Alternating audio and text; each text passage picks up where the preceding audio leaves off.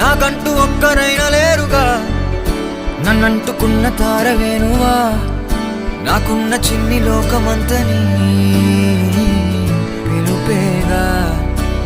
తేరిపార చూడసాగే దూరమే,